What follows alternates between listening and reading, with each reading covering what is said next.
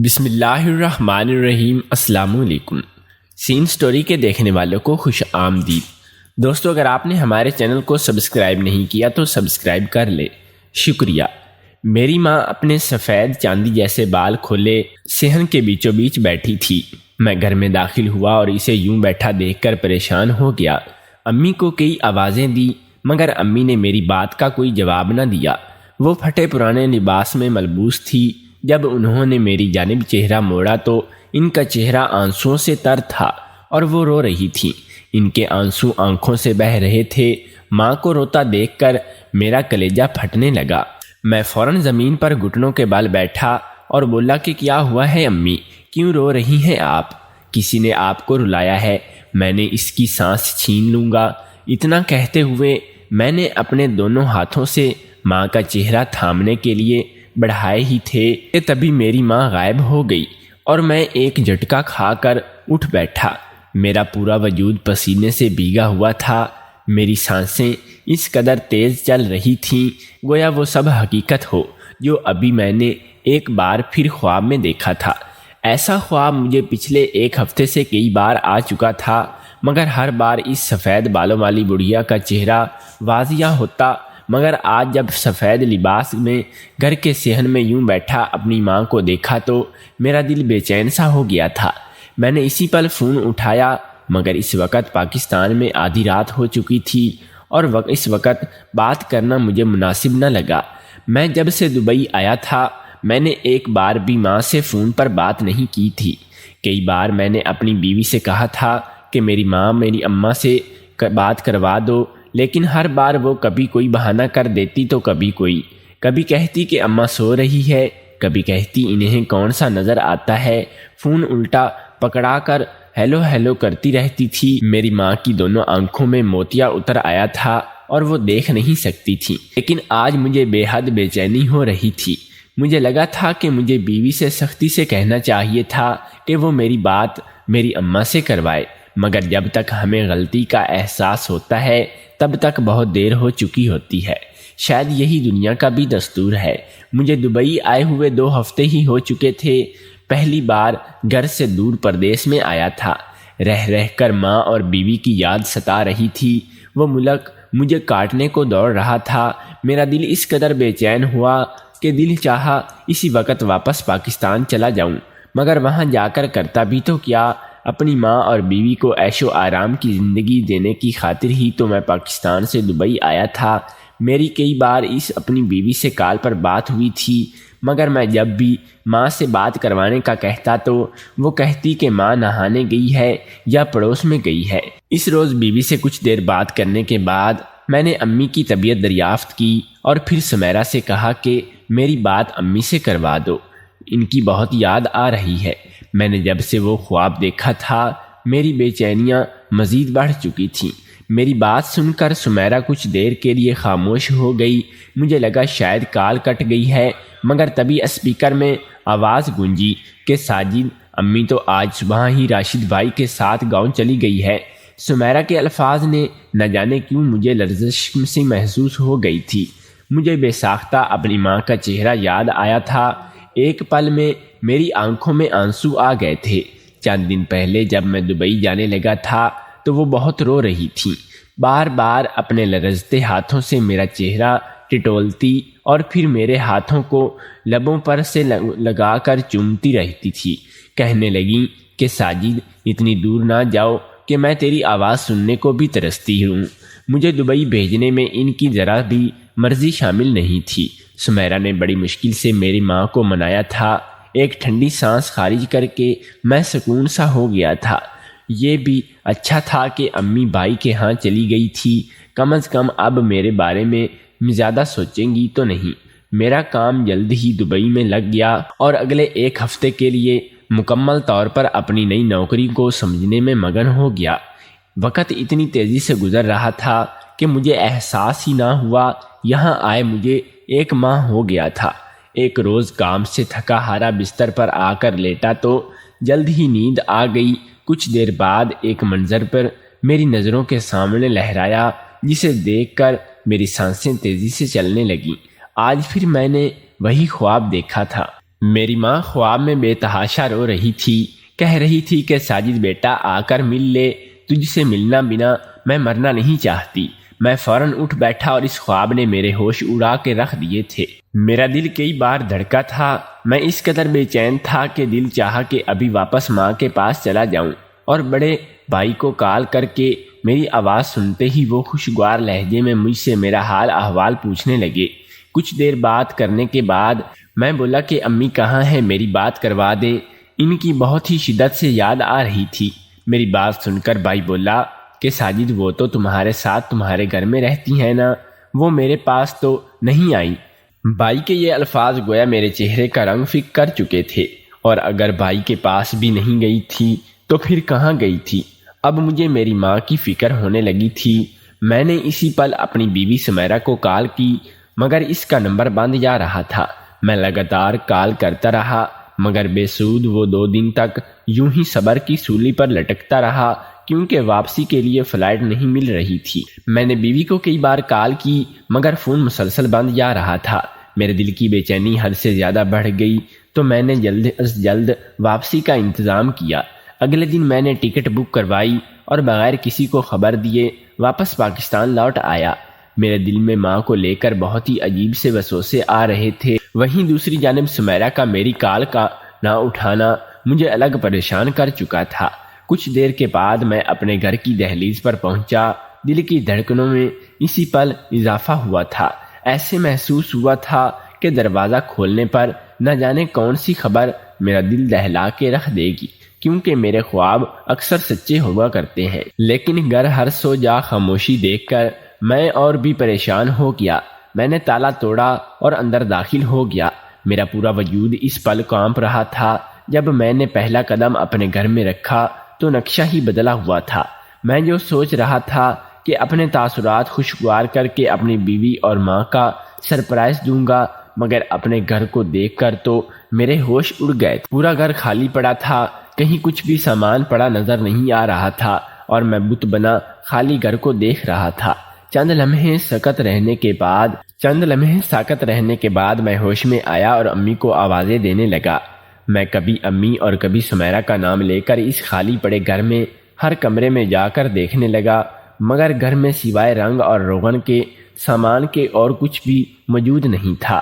میں بلند آواز میں آخری بار امی کو بلانے لگا۔ یہ گھر تو میرا تھا، مگر میرے گھر کو نہ ہی اماں اور نہ ہی بیوی مجھے کہیں نظر نہیں آئی تھی۔ کہاں چلی گئی تھی وہ دونوں، اور یہ گھر اس طرح خالی کیوں پڑا تھا؟ مجھے یوں آواز دیتے دیکھ کر ایک شخص گھر کے اندر داخل ہوا اور مجھے حیرانگی سے دیکھنے کے بعد بولا، او بھائی، گھر کا تالا کس نے توڑا ہے؟ کون ہو تم اور میرے گھر میں کھڑے ہو کر کسے آوازیں دے رہے ہو؟ اس شخص کے الفاظ نے مجھ پر ایک اور بجلی گرا دی تھی۔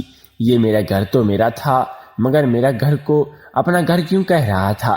میں نے اسے بتایا کہ میرا ذاتی گھر ہے، آپ بغیر اجازت اندر کیسے داخل ہو گئے ہیں؟ میرے سوال پر وہ کچھ دیر خاموش رہا، مگر پھر بولا کہ شاید آپ کو معلوم نہیں ہے کہ یہ گھر میں نے کچھ دن پہلے ہی خرید لیا تھا۔ رنگ روغن کروانے کے بعد جلد ہی فیملی کے ساتھ شفٹ ہونے والا ہوں۔ اور اس شخص کے الفاظ نے مجھے ششد سا رہ گیا تھا۔ میری آبائی گھر میں کھڑے ہو کر وہ مجھے یہ کیسی خبر سنا رہا تھا؟ کہاں تھی میری امی اور بیوی؟ اور میں سوچ میں پڑ گیا اور اس شخص سے پوچھنے لگا کہ اگر اس گھر میں تو میری بیوی اور ماں رہتی تھیں، وہ کہاں ہے؟ میرے سوال پر وہ کچھ دیر بعد بولا، اس عورت نے تو خود یہ گھر مجھے بیچا ہے اور مجھے یہ پیسے لے کر چلی گئی ہے۔ اس سے زیادہ اور میں کچھ نہیں جانتا۔ میں اس شخص کی بات سن کر ہکا بکا رہ گیا تھا۔ یہ گھر تو میرا ماں کے نام پر تھا، پھر کیسے میری ماں اس گھر کو بیچنے کے لیے مان گئی تھی؟ میرے دماغ میں تو اس پل آندھیاں سی چل رہی تھیں۔ 2 ماہ کے لیے میں یہاں سے گیا تو اور میری پیٹھ پیچھے یہاں کیا سے کیا ہو چکا تھا۔ اپنے ہی گھر میں غیر قانونی کی طرح کھڑا ہو کر میں آنسو کو حلق کے ذریعے نیچے اتارنے لگا۔ جب گھر سے باہر نکلا تو تبھی راستے میں پڑوس کے انور میاں مل گئے۔ مجھے دیکھ کر پہلے تو گرم جوشی میں میرا اس نے استقبال کیا، اور پھر بولا کہ تمہاری بیوی نے تمہارے جانے کے بعد بالکل بھی اچھا نہیں کیا۔ وہ گھر کا سارا سامان محلے والوں کو بیچ کر آخر میں ایک گھر کو بھی بیچنے کے بعد تمہاری ماں کو لے کر نہ جانے کہاں چلی گئی ہے۔ ایک پر ایک دھماکہ سن کر میرا تو دماغ معاف ہو رہا تھا۔ سمیرا تو ایسی لڑکی نہیں تھی، وہ تو بہت ہی معصوم اور گھرداری میں مصروف رہنے والی لڑکی تھی، پھر وہ کیسے یہ سب باتیں کر سکتی تھی؟ میرے دل میں اس کے لیے نفرت منڈی تھی۔ میں نے سمیرا کے میکے رخ کیا، مگر وہاں بھی موجود نہیں تھی۔ آہستہ آہستہ مجھے احساس ہوا کہ سمیرا پر بھروسہ کرنا میری زندگی کی سب سے بڑی خطا تھی۔ نہ جانے میری ماں کہاں اور کس حال میں ہوگی۔ وہ تو نابینا تھی، ان کی آنکھوں میں تو روشنی بھی موجود نہیں تھی۔ میں سڑکوں پر مارا مارا پھر رہا تھا اور جہاں ممکن تھا وہاں اپنی ماں کو ڈھونڈنے لگا اور سبھی رشتہ داروں سے پوچھ لیا، مگر میری ماں ان میں سے کسی کے گھر میں بھی موجود نہیں تھی۔ آخر تھک ہار کر ایک درخت کے نیچے بیٹھ گیا اور چہرہ چھپا کر رونے لگا۔ نہ جانے میری ماں کہاں اور کس حال میں تھی۔ یہ گھر تو میری اماں کے نام پر تھا، یقیناً سمیرا نے دھوکہ سے اس کو بیچ دیا تھا۔ مجھے بے ساختہ وہ خواب یاد آیا تھا جس میں میری ماں مجھے روتے ہوئے دکھائی دے رہی تھی۔ میرے بیٹا، میری امی ابھی بھی کسی اذیت سے دوچار تھیں، تبھی خدا کی جانب سے مجھے اشارہ تھا کہ میری ماں کو شوگر کا اٹیک آیا تھا، جس کا اثر ان کی آنکھوں پر پڑا تھا۔ اندھی ہو گئی تھی۔ مجھے اپنے گھر میں کچھ دن یوں ہی بیت گئے، مگر میری ماں کا کچھ پتہ نہ چل سکا۔ میں نے کرائے پر ایک مکان لیا۔ فی الحال کسی بھی طرح کی کارروائی کر کے میں اپنا گھر اور جائیداد واپس نہیں لے سکتا تھا جب تک میری ماں نارمل نہ ہو جاتی۔ میں چند گھنٹے آرام کرتا اور پھر در در کی خاک چھاننا پڑتا کہ شاید کس طرح مجھے میری ماں مل جائے۔ ایک ماہ گزر چکا تھا اور میری ماں کی کوئی خبر نہ تھی۔ میں نے سمیرا مجھے نظر آئی تھی۔ 2 دن بعد سمیرا کے لیے میری نفرت بڑھتی چلی گئی تھی۔ میرا مستقبل تباہ ہو چکا تھا اور میرے پاس کچھ بھی جمع پونجی نہیں تھی۔ میرے پاس کچھ بھی جمع پونجی بھی ختم ہوتی چلی جا رہی تھی۔ امی کی گمشدگی اور سمیرا کے دھوکہ کے بارے میں نے بڑے بھائی کو بھی بتا دیا تھا۔ وہ بھی اپنے ذریعہ استعمال کر کے امی کو ڈھونڈنے میں لگے تھے۔ بار بار اب تو ایک ہی خیال دل میں ڈیرے جمائے ہوئے تھا کہ کہیں میری ماں مجھے چھوڑ کر اس دنیا سے رخصت تو نہیں ہو گئی۔ سمیرا جیسی عورت میں نے زندگی میں خاطر اس گھر کی ہر شے بیچ دی تھی۔ آخر اس نے میری ماں کے ساتھ نہ جانے کیا سلوک کیا ہوگا۔ میں انہی وسوسوں کا شکار 2 ماہ لگاتار ماں کو ڈھونڈتا رہا۔ پولیس میں رپورٹ کی درج کروائی تھی، چند عوامی اخباروں کے اپنی ماں کی تصویر بھی شائع کروائی تھی۔ جب بھی فون بجتا تو یہی امید جاگتی کہ شاید میری ماں اماں کے بارے میں کوئی خبر دے دے، مگر ہر بار مجھے مایوسی کا سامنا کرنا پڑتا۔ رفتہ رفتہ نہ چاہتے ہوئے بھی زندگی کی جانب واپس لوٹنے لگا۔ پیٹ بھرنے کی خاطر کمانا بھی تو بہت ہی ضروری تھا، اسی لیے شہر میں ایک چھوٹی سی فیکٹری میں نوکری کرنا شروع کر دی۔ اس رات جب کام سے واپس آ کر سویا تو ایک بار پھر میری ماں میرے خواب میں آئی، جو روتے ہوئے کہہ رہی تھی کہ بیٹا مجھے یہاں سے آ کر لے جاؤ، بہت دم گھٹتا ہے میرا یہاں۔ اس شخص کو اس کوٹھڑی میں ماں کی دل خراش چیخیں خواب میں بھی سن کر میرے دل کانپ اٹھتا تھا، اور اس رات میں چیخ چیخ کر روتا رہا۔ شاید آس پڑوس کے گھروں تک میری آواز گئی تھی۔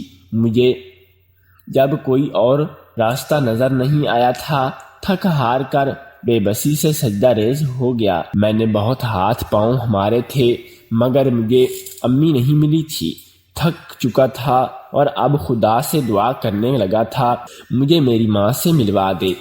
اگلی صبح میں کام کے لیے فیکٹری نکلا تو دوپہر کو ہی ہمیں چھٹی ہو گئی۔ میں گھر کے لیے نکلا تو میری نظر اس کار پر پڑی جو میرے بے حد قریب سے گزر کر آگے جا رہی تھی۔ میں نے جب کار کی پچھلی سیٹ پر دیکھا تو میرے ہوش اڑ گئے۔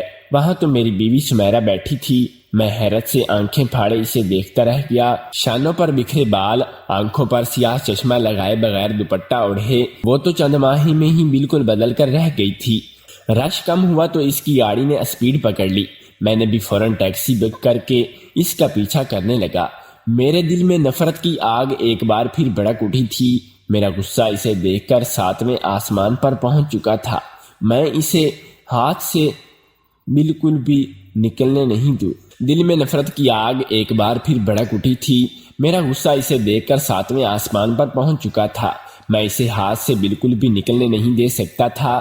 وہی تو واحد کڑی تھی جو مجھے میری ماں تک پہنچا سکتی تھی۔ میں لگاتار 40 منٹ تک اس کا پیچھا کرتا رہا۔ کچھ دیر بعد اس کی گاڑی مین چوک پر رکی اور پھر اس گاڑی سے اتر کر اپنے چہرے پر ماسک سے ڈھانپ کر دائیں جانب موجود سڑک کی طرف جانے لگی۔ میں نے بھی فوراً گاڑی سے اترا اور خاموشی سے اس کا تعاقب کرنے لگا۔ میں جلد بازی کا مظاہرہ نہیں کرنا چاہتا تھا۔ کچھ دیر بعد وہ تنگ سی گلی میں مڑی۔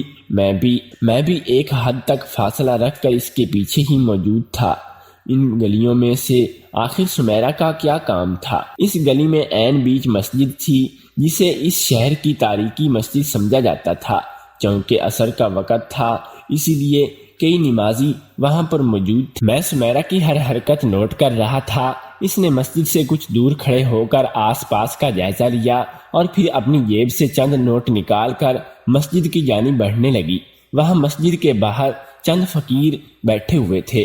سمیرا ان سے ایک فقیرنی کے پاس میں سے پیسے تھماتے ہوئے نہ جانے کیا بولی کہ چادر کا پلو گرا تھا۔ میں اس کا چہرہ واضح نہ دیکھ سکا۔ میری اس فقیرنی کی جانب دھیان تھا۔ کچھ دیر بعد وہ سمیرا مسجد سے دور ایک تنگ گلی سی جانب بڑھنے لگی۔ 5 منٹ بعد وہ فقیرنی بھی اپنی لاٹھی کے سہارے چلتے ہوئے اس گلی میں چلی گئی تھی۔ میرے لب خشک ہو چکے تھے۔ سمیرا کا اس فقیرنی سے آخر کیا کام تھا؟ میں دبے پاؤں چلتا چھپ کر اس تنگ گلی میں شروع میں کھڑا ہو گیا۔ اس کے بعد جو منظر مجھے دکھائی دیا اسے دیکھ کر میرے پیروں تلے سے زمین نکل گئی۔ وہ فقیرنی اپنی پوٹلی سے کئی نوٹ نکال کر سمیرا کو دے رہی تھی جنہیں سمیرا لالچی نظروں سے فوراً پکڑ کر مجھے یہ منظر کچھ خاص سمجھ نہیں آیا تھا۔ آخر سمیرا اس فقیرنی سے اتنے پیسے کس لیے لے رہی تھی؟ میرا پورا وجود اس پل کانپنے لگا جب سمیرا نے پیسے لینے کے بعد اس فقیرنی کو دھکا دیتے ہوئے کہا کہ جاؤ جا کر اپنی سیٹ سنبھال کر بیٹھو۔ میں فوراً وہاں سے ہٹ چکا تھا۔ کچھ دیر بعد سمیرا واپس اپنی گاڑی میں بیٹھ کر چلی گئی۔ میں نے اس کے نئے گھر تک اس کا پیچھا کیا اور اسی شہر میں رہتی تھی مگر کافی حد تک اپنا حلیہ بدل چکی تھی۔ مجھے یہ بات ہضم نہیں ہو پا رہی تھی۔ آخر سمیرا نے فقیرنی سے پیسے کیوں لیے تھے؟ وہ کیا فقیرنیوں نے اسے پیسے منگواتی تھی؟ اتنا سوچنا تھا کہ مجھے جرجری سی آ گئی۔ مجھے کچھ سمجھ آیا۔ آخر یہ ماجرا کیا تھا؟ میں سمیرا کا نیا گھر اور تمام تر معلومات معلوم کروا چکا تھا۔ بس اب صحیح موقع کا انتظار تھا کہ اسے رنگے ہاتھوں پکڑ کر سب کچھ اگلوا سکوں۔ نہ جانے کیوں مگر اس فقیرنی کو جب سمیرا نے دھکا دیا تھا وہ منظر بار بار میری نظروں کے سامنے آ رہا تھا۔ پتہ نہیں کون بیچاری تھی۔ میرا دماغ پوری طرح معاف ہو چکا تھا۔ اگلے روز ایک بار پھر میں نے اس مسجد کے باہر پہنچا تو وہاں آج ایک ہی فقیرنی تھی۔ ہاتھ کے کشکول پکڑے کھڑی تھی۔ اس کے ہاتھ لرز رہے تھے۔ وہ چہرے پر وہی مخصوص چادر اڑالے ایک عجیب سی آواز میں لوگوں سے بھیک مانگتے ہوئے کہہ رہی تھی کہ اللہ کے پیارو میری جھولی میں چند سکے ڈال دو، میں بہت ہی مجبور ہوں، مجھے ایک بار اپنے بیٹے سے ملنا چاہتی ہوں، میں بہت مجبور ہوں، ایک بار اپنے بیٹے سے ملنا چاہتی ہوں، تم لوگوں کے پیسے مجھے دکھیاری کو مرنے سے پہلے اپنا بیٹا ملوا دیں گے۔ اس عورت کے الفاظ اور اس کا لہجہ میری روح تک کو جھنجھوڑ چکا تھا۔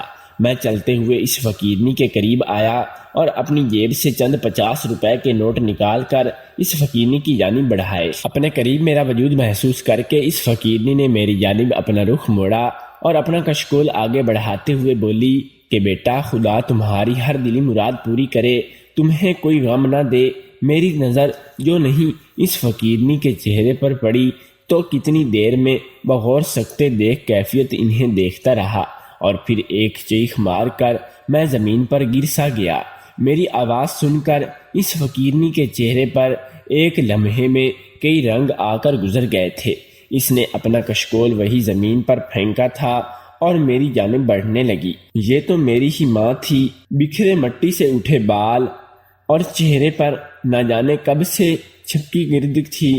مجھے کئی لمحے لگے تھے اپنی ماں کو پہچاننے میں۔ میری آواز سن کر میری ماں بہت ہی مجھ تک پہنچی اور میں نے روتا ہوا انہیں گلے سے لگا لیا۔ آس پاس لوگ یہ منظر رک کر دیکھنے لگے۔ میری اماں مجھے لرزاتے ہوئے ہاتھوں سے تھام کر دیوانہ وار چوم رہی تھی اور پھر بولی کہ تمہیں پیسے مل گئے ہیں تو بیٹا تم آگے پاکستان، بس اب میں تمہیں کہیں نہیں جانے دوں گی، تم بس میرے پاس ہی رہنا۔ میں اپنی امی کو لے کر گھر جا چکا تھا۔ کتنی ہی دیر ان کا ہاتھ پکڑ کر روتا رہا، بس اب میں تمہیں کہیں نہیں جانے دوں گی، تم بس میرے پاس رہنا۔ میں امی کو لے کر گھر جا چکا تھا۔ کتنی ہی دیر ان کا ہاتھ پکڑ کر روتا رہا۔ کیسا بدبخت بیٹا تھا جو اپنی ماں کو بھیک دینے پر جا رہا تھا۔ اسے اس نوبت تک پہنچانے کی ذمہ داری اور صرف سمیرہ کی تھی۔ میری اماں حسرت سے بار بار میرے چہرے پر ہاتھ پھیر کر کہتی کہ کاش میں تمہیں دیکھ کر اپنی آنکھوں میں پیاس بجھا سکتی۔ ماں کی طبیعت کچھ سنبھلی تو میں نے انہیں وہ سب بتا کر جو سمیرہ نے ان کے ساتھ کیا تھا۔ امی جوجو بتانے لگی۔ میرے دل میں غصے کا طوفان مزید اٹھا گیا۔ میرے جاتے ہی سمیرہ نے گھر کا سامان بیچنا شروع کر دیا تھا، یہاں تک کہ میرے آبائی گھر کو بیچ کر کھا گئی تھی۔ جب میری اماں نے اس سے پوچھا تو کہنے لگی کہ امی تمہارے بیٹے کا دبئی میں بہت بڑا نقصان ہو گیا ہے، اس کی خاطر یہ گھر بیچنا پڑے گا۔ امی نے بغیر ایک لمحہ کے دیر لگائے پیپر پر انگوٹھا لگا دیا اور پھر سمیرہ نے سب کچھ اپنے نام کروا دیا اور امی کو لے کر ایک نئے گھر میں چلی گئی۔ ماں ہر وقت میرے لیے دعا گو رہتی۔ ایک روز سمیرہ نے اس کی معصومیت کا فائدہ اٹھایا اور کہنے لگی کہ آپ بھیک مانگنا شروع کر دیں، اب یہی واحد حل ہے تاکہ ہم جلد از جلد پیسے اکٹھے کر کے آپ کے بیٹے کو بیچ سکیں اور پاکستان آ سکے۔ امی نے بغیر سوچے سمجھے حامی بھر لی اور ان کے منہ سے یہ سچ سن کر میرا وجود لرز گیا تھا۔ سمیرہ جیسی معصوم شکل اور شریف دکھنے والی عورت کیا اس حد تک بھی گر سکتی تھی؟ میں نے اس دن پولیس سے ایک گھر کے بارے میں چھاپا مروایا۔ میری جائیداد کو دھوکے سے اپنے نام کرنے اور میری ماں سے بھیک منگوانے کے جرم میں اسی اچھی خاصی سزا ہوئی تھی۔ آخری بار میں سمیرہ سے ضرور ملا تھا۔ نادان لڑکی یہ سمجھ بیٹھی تھی کہ جیسے میں نے پاکستان کا لوٹنا ہی نہیں تھا، اس نے مجھ سے معافی مانگنا چاہی، مگر میں نے اسے معاف نہ کیا اور طلاق دے کر خود سے جڑا ہوا ہر رشتہ ختم کر دیا۔ میری ماں مجھے مل چکی تھی مگر ان کا ذہنی توازن تھوڑا بگڑ چکا تھا۔ عدالت کی مدد سے میں نے اپنی جائیداد اور گھر واپس لے لیا تھا، مگر آج تک یہ سمجھ نہیں آئی تھی کہ آخر سمیرہ کا اس کے پیچھے مقصد کیا تھا اور اس نے میری ماں سے بھیک صرف اور صرف ایک ضد اور ماں کی نفرت میں منگوائی تھی۔ سمیرہ جیسے لوگ اپنی تسکین کی خاطر ہر حد تک جا سکتے ہیں، مگر در حقیقت میں وہ دوسروں کے لیے نہیں بلکہ اپنے لیے ہی گڑھا کھودتے ہوئے ہوتے ہیں۔